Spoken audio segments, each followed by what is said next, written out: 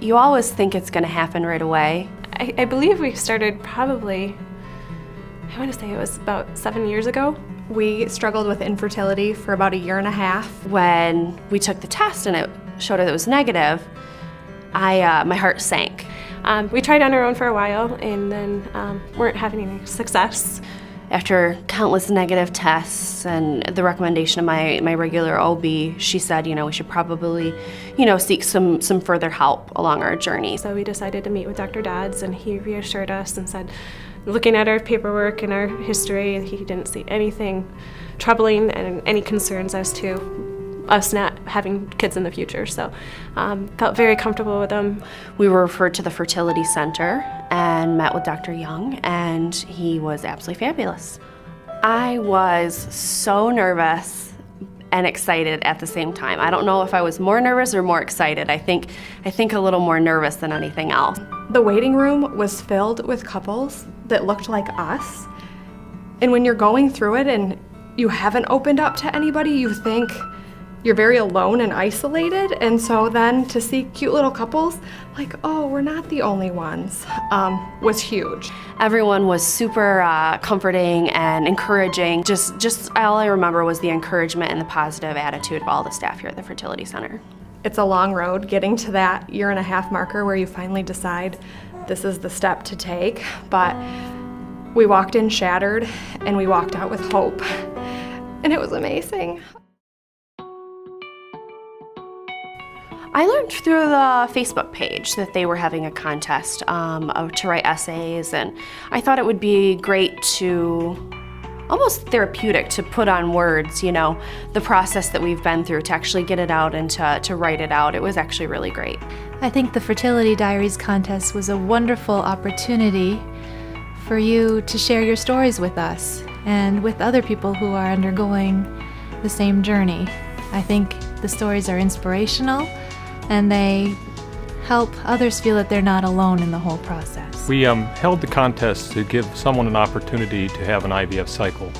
A lot of patients, they do not necessarily have the funds to do IVF, and we thought it would be a good idea to allow someone that may not have the chance to have a chance at going through it. It requires a lot of work for people to sit down and write their stories, to express their thoughts, and to get 158 people to sit down and write about the struggles they're going through and what their infertility situation is, I think is fantastic.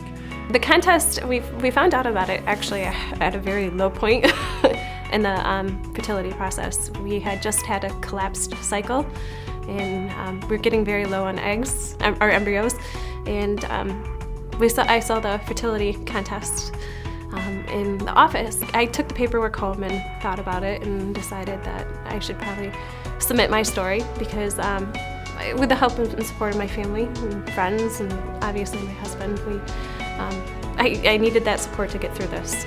I've always loved to write, so it seemed natural, and it was also very therapeutic. For anybody going through this, I highly recommend documenting your journey. There are many highs and many lows through this process. It's not easy, and I felt the need to share my story to let people know that they're not alone.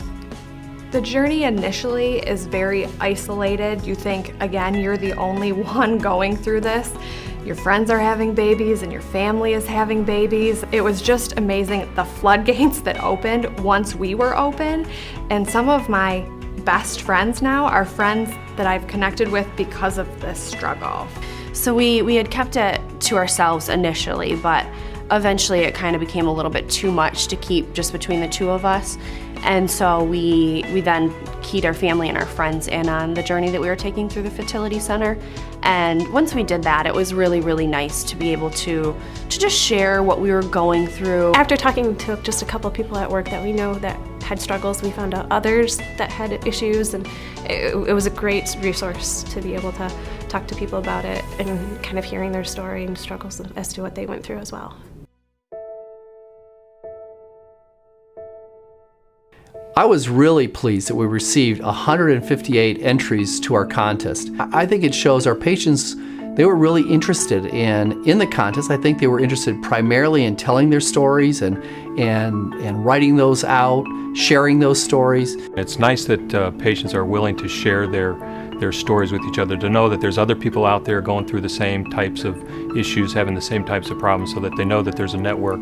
So if they have, questions or concerns, oftentimes they can feel comfort in the fact that there are other people having the same struggles. We feel that it's very important to offer opportunities like the Fertility Diary contest, our new patient seminars, and Exhale to provide emotional support during this very difficult journey.